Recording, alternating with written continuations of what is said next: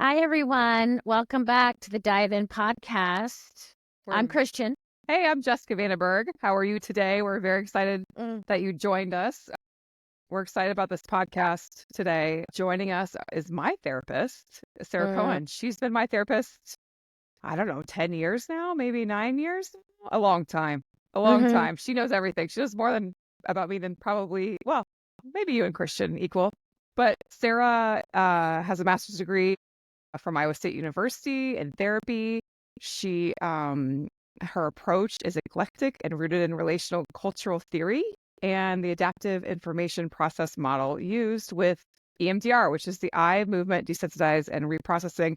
So I've done EMDR with her. It's an amazing therapeutic, what do you call it? Therapeutic process. And she is a coach as well. So we're excited that she's here today because I'll just say, without even knowing this was going to come out, the American Psychological Association put out a study talking about how high the anxiety is around the election. And Kristian and I mostly talked about electoral things, but we like to talk about mainly what women are going through. And I think I just got a text from my neighbor literally 6 minutes ago that said, and I quote, "I don't think she'll care. I don't know how you work in politics and not just spiral all the time. I don't even have anxiety. And my anxiety leading up to this election day is no bueno. And you're living it probably with your clients. So we just want to hear from you and insight. And we want to talk about some psychological things that are driving kind of what we see in the rhetoric and what the world looks like today from your point of view. And maybe if there's some things that you can give us advice on how to handle these times." And if it's okay, Jess, I'm going to jump in here because, Sara, I'd like to kind of narrow it a little bit because there's so much. But, I'm having the same experience that Jess is with people that I know. They know that I work in politics. They know I'm kind of in the know. And they're like, tell me something good, help me, process, whatever, compartmentalize, however you want to do it. And I hear a lot from women. And I'm going to go ahead and say, and of course, this is a very, of course, women should be front and center. I mean, we have the first woman not on the running for president or on the Democratic ticket, but who has like a very 50-50, right, chance to be the first woman president. And then let's throw in there a woman of color. So let's start with this, Sara, if you don't mind. And again, I know this is huge, a lot of stuff. Why does it seem like that so many people, so many men are triggered by the fact that there's a woman that could potentially be president of the United States? That is a great question. I have a lot of answers. Yeah. First of all, I guess just putting out there that no one's alone here. That although I am a licensed therapist, I am still struggling with those anxieties pre-election as well. So hopefully can deliver a little bit of insight and tools. I think this is historically a very misogynist society that we've lived in. And if you kind of looked at the structures that we in the United States of America have created around gender roles, that those are very instilled, I'm air quoting, values in our country. One of the most difficult things for any human being is change, right? We love for things to stay the same. And so in order to not like throw this blanket statement over all the men, I think that many men are triggered in large part because it's change, because the traditional role structure is being challenged. And that comes with shifts and change. And when we're change averse, the idea of having a woman in leadership, while makes complete sense to us, right, really just can, at the very root of things, symbolize a big change. And let's say this real. I feel like I need a disclaimer here. We're not man bashing here. Nobody's man bashing. We all love our men. I always like to say that, when somebody challenges me with, well, you just hate men. And I was like, hey, I love men so much. I grew a penis in my belly. Sara, you have sons too, right? I have three. And Yeah. yep, So we are all about the men, right? Okay. So 100%. let's say that. Lots of great men out there. Yeah. I think what she said is we are not about the systemic Right. power structure, right? The Yes. cultural shift that's happening. Hopefully it does happen, but we don't know right now. Like Right. we were a week out, and Kristian and I had this conversation earlier, and I said we have to prepare ourselves that it's going to take longer. So like, because you get to the finish line and it's not quite there. We don't know. They said APA said people are afraid of the violence. I'm particularly afraid for my family, for my kid, about what could happen. I don't want to speak for Kristian, but she's been she lives with a journalist. They're under fire. Her kids, they practice Judaism. That's under fire. Everything's sort of like, it's like, if you're not the like white guy, like you're othered when it's most of all of us, and we're under attack, and it's just mind blowing right now. Right. Yeah. If So you're not under attack, you're quite privileged. Right. that's right. Right. That's right. That's right. So like where, all these people, including all of us, are worried about this, like what, like, how, first of all, before we go into the psychology of why this is happening, like what should we be doing? What can we integrate into our lives? How should we be thinking about things? How do we move forward, right now?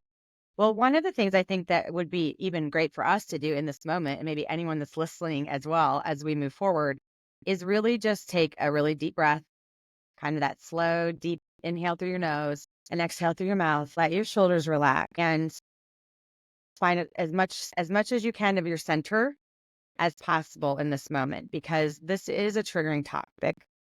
I know for me, even taking that deep breath after a full day of clients where this is a topic that's quite present is good for me too, because it's really difficult for our central nervous systems when there's a pile up of news articles that are out and television commercials and radio. You're listening to YouTube and a commercial pops up on YouTube, and like it's just everywhere all the time. And so even though we might not be aware of that cumulative impact on our central nervous systems, it's very much literally in the air right now. So Good I think point. that I was listening to an article where somebody's like, I work out inside now because you go outside, there's yard signs. Like you can't get away. Sure. You can't get away from it. Right. Right. yeah. Yes. And, it feels like, and, okay, Jess and I were talking about this over the weekend. It seems to be so, lack of a better word, blatant. The attacks, the severity of it. I mean, we've been in politics a long time, 30 years, and we've never seen it this acute. Now that covers a lot of areas, right? I mean, it's not just the sexism that I feel is so in your face. And I like to use, I was talking to Jess about this, about the spanking thing that Yeah. Tucker Carlson did. I mean, and it was so disturbing in so many ways. If you haven't seen it, Google it. But it's all over. You can find it, no problem. But he made an analogy. He didn't have to assign gender, but he certainly did. And then as he was talking, it was almost like he was just getting more and more excited. And he was talking about assaulting women, and he was getting applauded. I don't understand. And I think a lot of the anxiety when we see that, used to politicians would shut that down. I mean, you know what I mean? Mm-hmm. So I think that, and I say this to my husband. I'm like, he goes, "You're getting so worked up." And I said, "Of course I am." These people aren't talking about beating middle-aged white men. Of course. And so it just, anyway. 100%. It's just a lack of basic decency. Like, Yeah. things you might think that you never would have said, but now having this sort of stage and support in saying those things. I mean, as a woman, as a clinician who works with assault survivors across the board, that level of abrasiveness without Mhm. apology, like you're not even trying to be thoughtful of your audience, is new. I mean, you see those things maybe in movies but in the last, 10 or so years, I feel like what we have allowed in terms of making statements like that, like full on, it really does take your breath away. And it Mhm. should outrage us. The scary part is how desensitized so many Americans have become to these topics, and it should spark outrage. Now, with that said, living in this space of outrage and stress Mhm. is, you know, the quickest way to burn out and make yourself sick too. So we're not supposed to live in survival mode like we have been for about, as long as I Mhm. feel like I can remember. Our bodies, our minds, our hearts are not wired for that. When we get to a place where we really don't have any margin left in terms of it's just hitting and hitting, and you keep hearing things and you're Mm. trying not to stick your head in the sand. And Mm. even if you try, it's still there. Is it gets us to a place where we go into where we often talk about in therapy as fight or flight, sort of a response to that stress becomes really a very primal instinct to fight, which Yeah. can look like, physical fighting or just like being outraged, to fight, to flight or submit or freeze. And we're Mhm. seeing that a lot. Mhm. I see that a lot in the work that I do with my clients is you just kind of see that pull away, that pull in where the overwhelming messages we're getting. And I'm going to talk, in all genders, but for today's Mhm. purposes, we'll talk about women because I primarily work with women, but I think that it's just literally become too much. And the people who should be getting outraged, you would think, kind of have desensitized themselves to how horrible this tool Yeah. really has become. So you think like one of the things that I worry about, and I'll be honest, is, and this adds to the anxiety, okay? I mean, is that if Trump wins a second term, and again, I'm really not talking about politics or ideology or, just okay, it's a really close race. If he wins, I worry that the Democrats will be like, okay, let's fight fire with fire. And then it all devolves into, I mean, Hmm. you know what I mean? We're almost there. The Democrats have been able to, you know, at this point, hold back a little bit. Well, But I I, mean, when you hear what mm-hmm. Kamala says, I feel like she talks a lot about that. She's just like, this is chaos. Like, it's always going to that side. That's her. And it's a very interesting response because working in this business for so long, there's always sort of a give and take, right? There's a push and pull. But this is so out of control that we can't handle this chaos. So she does try to do that. But I see what you're saying, Christian. And we haven't even talked about this, but it's you always feel like there's a level-headedness, at least, to not going to that place. But you know that's where this devolves Mm-hmm. completely. I hadn't even thought about that. Yeah. And I mean, I know that I'm you more don't have, like, if he loses by a little bit, people are gonna, you know, sure. weaponize things, and we're gonna be in a whole different situation. And like, that's what I worry about a little bit more in some ways than I guess the Democrats doing that, because I haven't even thought about that. So there's a lot Mm-hmm. going on, right? But you're right, things could tilt really fast. Yeah. And Yeah. go ahead, Sarah. Oh, I just was thinking, my response to that is it is a really hard thing to balance, right? Like they go low, we go high, like staying level headed versus like standing up to the bullies, right? And so that does become something that I struggle with as a woman and a mother, and as a clinician is like, where is that line?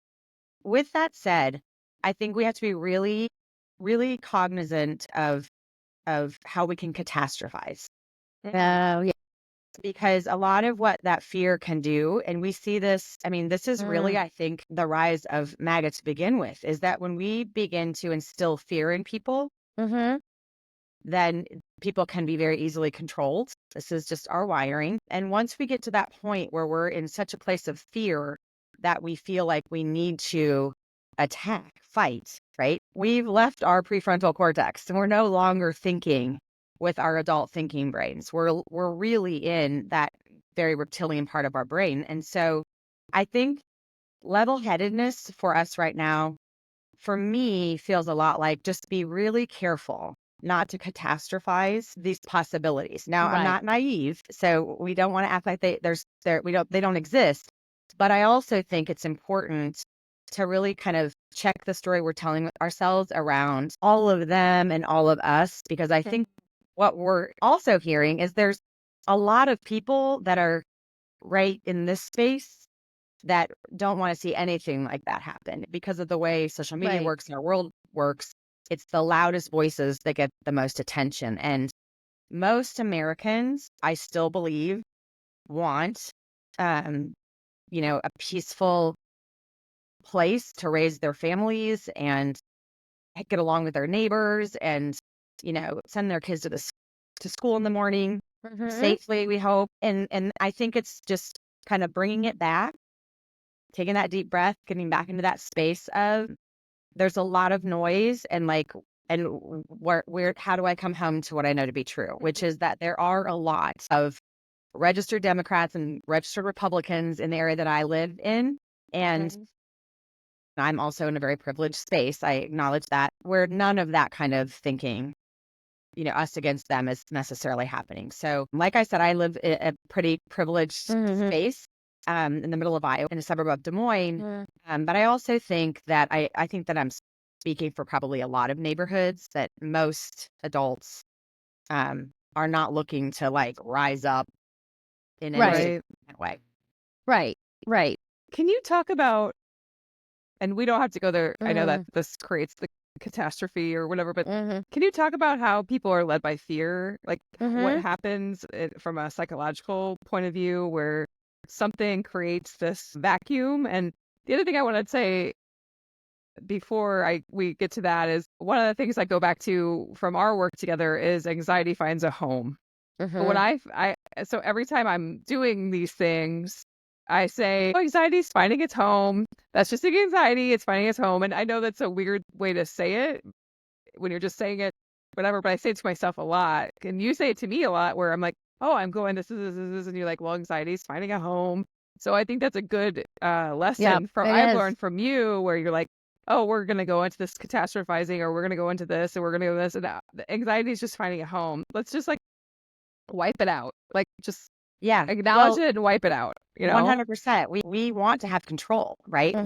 Yeah. I haven't met a person out here that doesn't want to have a sense of control. And when we feel that we don't have control, that's when the anxiety will, start spinning. Because number one, because we're human beings, but number two, if you have any sort of a trauma or traumatic past, many of these things that are happening now are going to trigger you because they really go at the core. Like we were talking about earlier with, Tucker Carlson's speech around spanking, they really threaten our basic safety needs. Yeah. So swinging around to that question of fear that you had, Jessica, is we are wired as human beings to survive. And so, above all else, our goal in life is to live. And that really started in a very prehistoric part of our brain, really the one part of our brain that hasn't evolved as humans have. And that is what we often refer to as the reptilian brain. I won't go into all of this stuff, although I could. If you want to, you can. Yes. This is completely, we're learning, okay? We are. Part of the brain that triggers us around safety. So if we've ever, as women, walk to our car alone in the evening and you kind of get that feeling inside, or maybe there's a dog that's sort of growling at you across the fence and you can feel that feeling in your body. Well, it's really your body telling you, something's not right here. And we are designed for that. And so when, unfortunately, our brains don't always know the difference between a dog growling at us, a tiger chasing us, or a commercial we see on the television that might threaten our safety. And so that survival mechanism that helps us identify fear, because it hasn't evolved, can also create fear, a life or death feeling of fear, when that's not necessarily the situation that you're Wow. in, Okay. right? So I'm not being chased by a tiger, but my amygdala, the center of my brain, the central nervous system, is feeling a threat.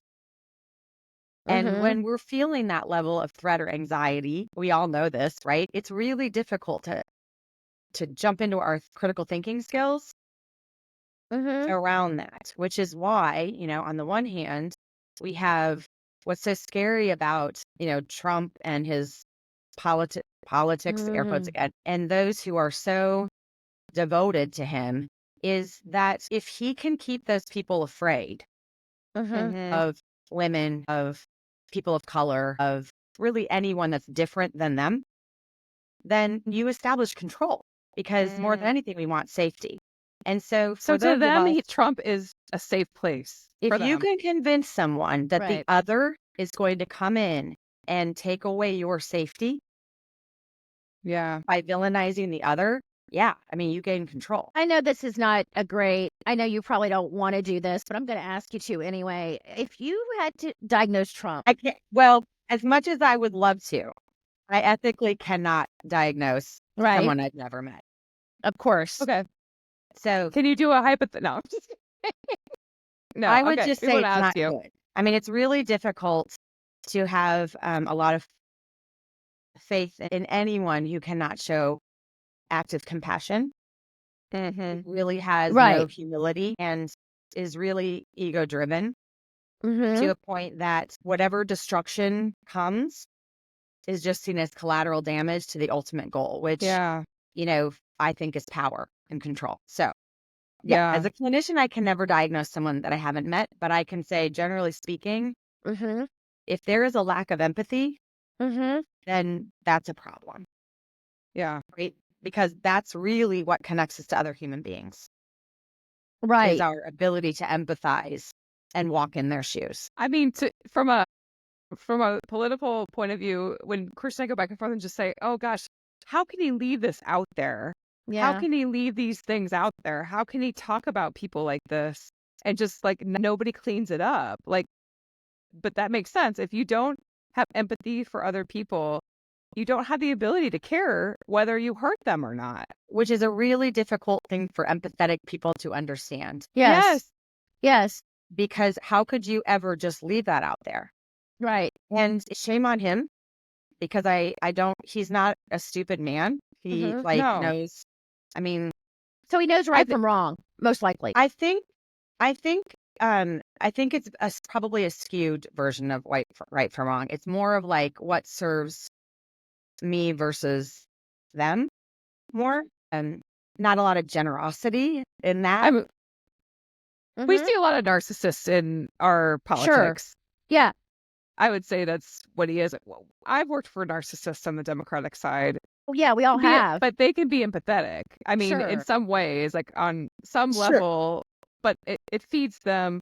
But this is like this makes, by the way, this puts it together so much because it doesn't make any sense. And now it makes sense. Like you just don't understand it.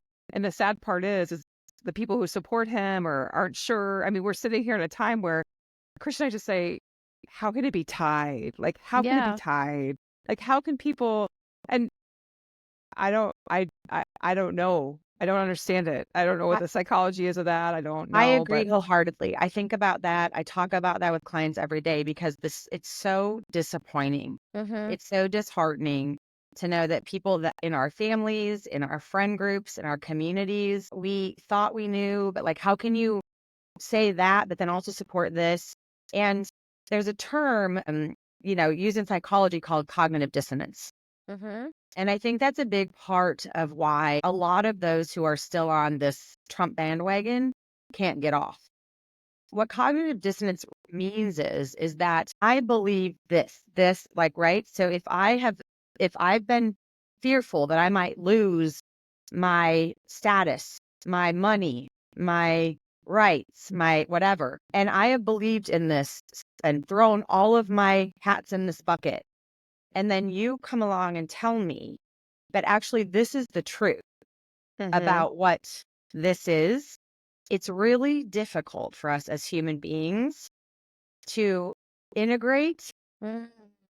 that new information if we are fully committed and bought in. Because what that forces us to do, and this is true on like big and Mhm. small issues in our lives, Mhm. is it forces us to look inward and reevaluate on how we could have seen that so wrong. Mhm. And a lot of people at this point just can't do that. And they're not able to connect what's true to what they have believed to be true for so long. Even if maybe there's an itch of it in there, or maybe even a knowing, to have to integrate that and say, God, I saw that all. How did that happen? Right.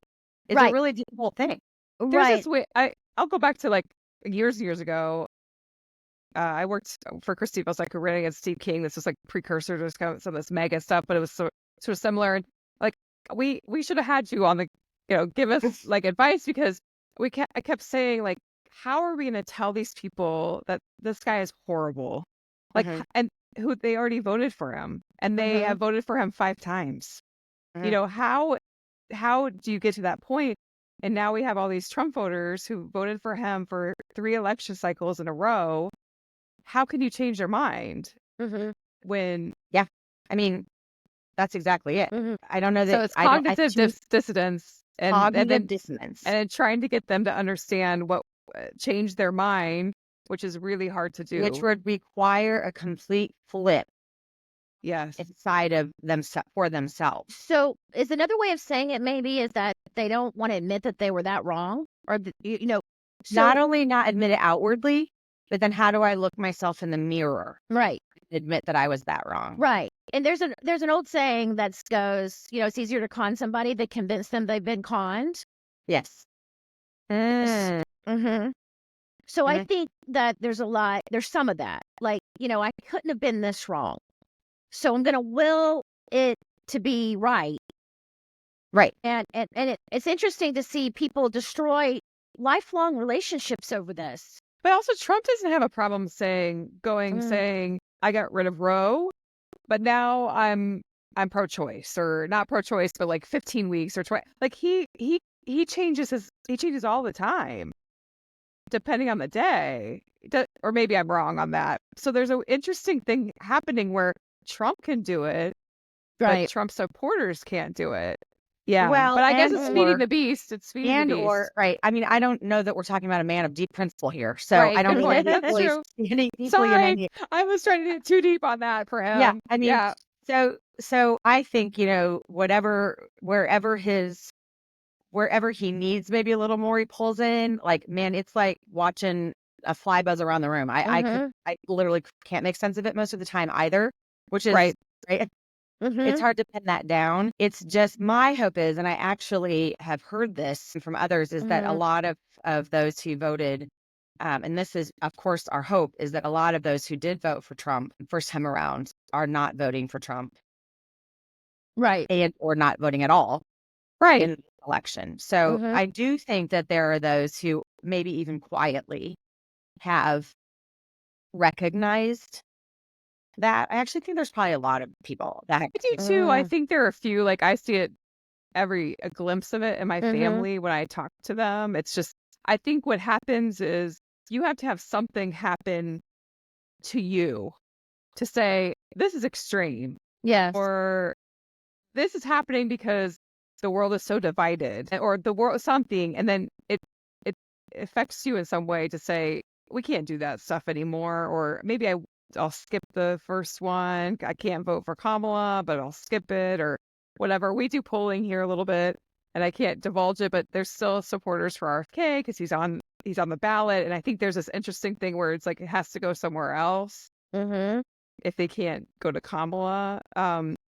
But yeah, this is fascinating. Now I fundamentally believe we need more psychiatrists and therapists, not just for the workers, but to explain how the psychology of people actually works, to understand how to talk to voters. Like we don't always think about it that way. And a lot of the work that we do, Christian and I, is not uh has not been this hardcore negative. Right. yes. And so So I think for us going through the cycle, just from a psychological perspective, we don't feel like we're attacking an enemy all the time. But there's a lot of work within this profession that's just constantly like that and creates that sort of thing. And it's been bad for a long time and it's worse now. And when we talk about it with people and what we've seen is there's a little bit of a shift where people don't trust the media. By the way, the Republicans didn't for a long time, and now Democrats don't. I mean, we can bring up that, the Washington Post, whatever. Things are just shifting a little bit. Kristian can talk about that probably too. Right. There's just a distrust of where you get information, and then not wanting to share bad information. There's just a whole different realm of what's actually happening out there constantly than what it used to be. And I think at some point there has to be a teetering space Yeah. where like you just can't, like you're talking fight, or freeze. People are freezing. I get that. You just sort of like stop talking to people because you don't know where they're Right. coming from, and you don't, and your friends, you have to, they're taking your kid to soccer practice, but you're like, oh my God, you're picking up my kid and you're voting for Trump. Like, what do you, Yeah. it's just so weird. Yeah. It's just like, how do you, it's a weird time. And I think we went through this now hopefully everybody has their, friends on texting where they send the mimes, and it was like our body, today it was like our bodies aren't supposed to go through 3 election cycles with Donald Trump, Right. and a pandemic and this and that. Throw it all in there. Yes. Yeah. So I think I don't know if I highly doubt you need more clients. You're probably probably very busy, but I wonder if that stays afterwards. And I also think, and maybe we could talk about this a little bit because we have some time, like the constant barrage, not just of what Tucker said, but of the normalizing the sexual assaults, like all the celebrities, then having the politicians talk that way and not take it back. Like, it's just like hearing, and I think it needs to be talked about more, hearing the women who are, not getting the care they need. It's like you don't want to like not pay attention because you want to, make sure that you're informed and can get the information out, but it's just so much all the time. And like you said, it's very triggering all the time, and it's escalated now, I think, because the information, look, I'm not going to lie to you. We have people who are willing to do ads who are talking about how in Iowa, where abortion is banned, how they almost didn't survive an ectopic pregnancy. Like this stuff is going to keep going because of the policies that have been created around women. It's not going to stop. So like, that's a hard thing too, because you're not just me. It's not just for me, but for everyone who either had a hard pregnancy or you feel like your kids are going to be hurt or you're not sure what's going to happen. And also it's just like this fundamental, complete taking away of our rights and our freedoms that we, by the way, completely took for granted 20 years ago. If you would have told me we would be talking right now about what is happening when I'm in our 50s or almost 50, I wouldn't believe it. But to be honest with you, and now I'm going off, the Democrats did not stand up to make sure that this did not happen. Right. We did not have the political courage for that. No. And now we're paying the price. Right. Sorry. Now I'm done. That was a real moment, but it's the truth. And so I can see why people are like eclectic and whatever, but they're not sure, like, who do I trust? And I don't know if you see this in, whatever, but maybe you see people who are, in your practice differently. Like I was telling my friend this earlier, I thought, because we worked in the business, that our stress levels were high because we wanted to win the election. We worked for politicians. We knew politicians, and that regular people went and voted, and then it sorted itself out. I've not seen this where it's all of us feeling this way. Right. And one thing I want to ask you, Sarah, is a little piggyback on what Jessica was saying, is that the psychology of sexism. One of the things that I say a lot is sexism is the mother of all the isms. Okay. I think that Trump is a prolific sexist. Okay. Can you talk a little bit about the psychology of that? I know that's broad. But I think I'm trying to kind of think of a way to pare this down. I mean, I guess I'd swing generally around back to what I said at the beginning. I think that there is a power and control piece. I think without going off on my own, You can, but with this is my own this is leanings going to be too out there much. in the ether land. Yeah, I mean, when you really look at the history of organized religion in our country, Right. when you look at the organization of politics in our country, it is really designed for men to be in power and women and children to be subordinate. Yes, it And is. I'm not even talking about different races. I'm just, even if you're talking about white men, white women, Mm-hmm. because I mean, Yep. the rest of it's like a whole nother, right? And just as real. Those systems, if you look back and you read about, there's actually some fantastic reading around why did organized religions become such a thing in the United States of Mhm. America? Well, because they keep our social structures in order. Meaning what? Right. Meaning the Keep- men are in power. Right. Keep women subordinate or Yes. right. Quiet. Keep them quiet, keep them subordinate, keep them powerless. Mm-hmm. And so I don't know if we have men living that ever knew anything other than that. Right. No. It still Right. exists, right? Look all Right. around, you Right. know? There's this ad. Piggyback on this, like Brett, like there's this ad, and Julia Roberts did one, and then there's another one that's like Yes. I was there's just going to say there's this that. like conservative women. They have the like seemingly mega, and their husbands. They go in. They're like, oh, she's gonna Yes, gonna vote, and just I'm like, did a bunch of men get in a room and think that we're like that's what like it was like this, and I think like because of how I was raised in the church, and I'm not going to go off on that either. But like, I was like, oh yeah, that's a great ad at first. And then I'm like, no, that is not a great ad. That's basically saying that women and men can't have a conversation. The men know nothing about what women feel in their politics, and they're going home together, and they are in this lie. And I'm like, and we're perpetuating that. The Right. left is perpetuating that by Right. doing that. I don't know if Right. it's giving the right permission to vote for Kamala, and maybe that's what works, and they've done testing on it. But what do you think about that? Well, I mean, like if we swing back to safety, right? So Yeah, when Trump was first elected, I'm with all of my other, friends, like, how could any woman vote for this? Yeah. Like, how could you?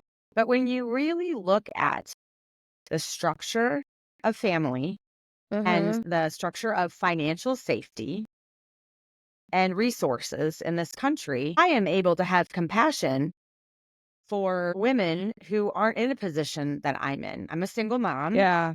I, make my own money. I live on my own money. I'm fortunate that I, got a great education, and I've had very supportive parents and a family. But if I hadn't had that, and you're in a situation you don't have the resources to Right. get out of, No, you're right. I mean, is your safety. And maybe your perspective or your perception on safety for yourself and your children. And although I can't understand that, I can empathize with those women. And maybe that's our job as women, right? Like, right. I don't like it. I don't agree with it. And I can empathize, because if we can be afraid, if you can keep people afraid, you can make them feel like, are you going to be the one to like have your kids out on the curb somewhere? Whatever that worst case scenario is. Sure. Built into those minds. Now, I'm not speaking for every woman. I don't presume to think that I know what every woman thinks. It does puzzle me as a woman. But I also know, as a human being and as a clinician, that in this moment, really a lot of the theory behind EMDR, the adaptive process theory that you talked about in my bio, Jess, is kind of that idea that we are every age we've ever been. Okay. And Talk more about that. Talk more about that. Okay, so I could go into kind of my story. I grew up in what I would call, we didn't really talk about politics, but I grew up in Catholic, and I went to Catholic school, and I just knew we were Republicans. Same. Okay? And so I didn't really know that I understood what that meant at the time. As I grew older, I actually worked as an at-risk counselor in a a low-income school district as one of my first jobs out of college, and started watching other human beings having experiences that in my, although life wasn't always easy, I Sure. certainly didn't see some of these struggles. And it widened my perspective of what that might look like. Right. So Mm-hmm. when that happened, when I realized that there are parents who can't read, but love their children just as desperately as I knew my parents loved me, Mm-hmm. or if there are parents kind of, you know, just locked in a cycle of chemical dependency, Mm-hmm. but wanting to get out without any of the resources to do so. What does that do? Every experience, if we allow it, will build our empathy and our compassion and our understanding of the human condition. So my journey went from knowing this to experiencing this, and I can bring all of that with me, right? Mm-hmm. Now, dotted along the way, in my story or anyone's, are likely some traumas, are likely some things that have happened along the way that have created a certain perception or perspective that we have on ourselves, others, our relationships, and the world. And when all of those things come to this moment, and this is assuming we haven't been doing our healing work, right? This is where Mm-hmm. we really are going to, whether it's in the election booth or just, in your regular old relationships in life, where you are right now in the adaptive information processing theory, that really supports EMDR as a psychotherapy, is that all of this stuff is with us. Mm-hmm.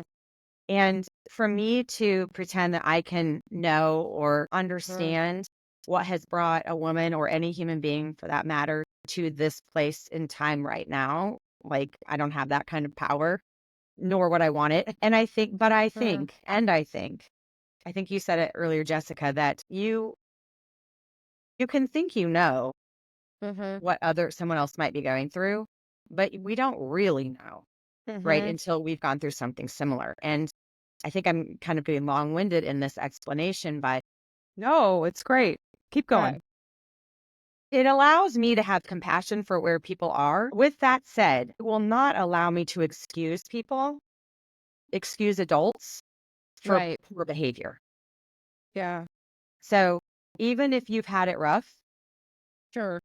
you still have to, like, act your age, so to speak, as an adult. Like, we don't get to say all these hard things happened to me, and now I don't care what happens to you, Right. right? Yeah. Can you tell our folks who may be listening what EMDR is? I think it's so fascinating. I did EMDR with you, and after you tell, I can tell about my experience a little bit, but because I think it like maybe EMDR and the work that you do may be something that will help people who are in this anxious time because Mm-hmm. of the collective Yeah, information I they have mean, taken. how about I use that as a way of talking about triggers and why Okay. Yeah. this can be so triggering to people and maybe why they don't understand why it's so triggering sometimes. For many of us, we will know exactly why, some of the things that are being said, and some of I mean, this goes way back to, you know, the first time around when no one even thought that he could even be a person on the ballot, and the way he spoke about women and sexual assault. And ER is simply a psychotherapy. Many of you have heard of cognitive behavioral therapy, Mm-hmm. right? Talk therapy. It's just under the umbrella of psychotherapies that we can use. It is one of the most researched psychotherapies for the treatment of trauma. It's also super helpful with anxiety because it really is a whole body somatic therapy. Mm-hmm. It doesn't just allow our brains to tell the story of, what's happened to us or what our lives have been like, but also for our bodies to process through those things as well. So for women who have experienced any sort of trauma where they've felt powerless or lacked control, which is statistically what 1 in 4 women, I would believe, likely about 99.9% of women have had some sort of experience where they have not had control or had the perception of not having control. And when that happens, gosh, I'll try to find it. You guys maybe could link it in your notes. A beautiful, when Judge Kavanaugh was being interviewed, Lady Gaga went on one of the Tonight shows and talked about her sexual assault Mm-hmm. experience and explained how I would talk about EMDR triggers beautifully. And she talked about how when this thing happens, it's like this awful thing happens to you and it gets it's like stuck in a box. I often talk to my folks about how that thing that your brain tucks away and sort of puts a force field around. Lady Gaga talked about it as like it's this box that you never open. You just shove it down, and you don't even actively do that. Your brain does that for you so that you can continue to survive after something horrible. When she talked about it during those interviews and when the Me Too movement started gaining momentum, it really was. And this is when like many of us as therapists, like, you know, we could not keep up Sure. because so many of us, those boxes came open because of with those live interviews, because of, you know, all of everything that we're seeing around the Me Too movement. Well, even though we're not talking about the Me Too movement, when you're hearing Tucker Carlson talk about spanking, when, you know, I know that there's a huge amount of, you know, kids on TikTok of voting age who never heard, were really not old enough to hear the things that Donald Trump expressed around, you know, sexual assault and where he grabs women and on, are now being introduced to that for the first time. It's Yeah. kind of mind-blowing too, right? Right. Like Right. there's a generation of women who are coming of age who are just learning this about this person for the first time. So sometimes when those things are happening, although they might seem very out there, it doesn't take a lot for our little amygdala, right? The top of our central nervous system, our survival brain, to think that that might be happening now. So a trigger is a psychological and physical response that makes us feel like the past is present. Right.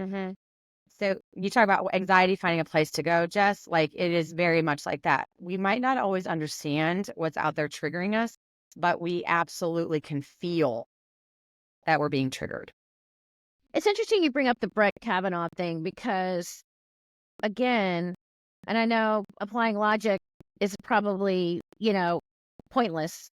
Okay. But, you know, it always bothered me because if he would have said, you know, what came out in that hearing was he had a drinking problem. Everybody agreed that he had, as a teenage boy, he had this drinking problem.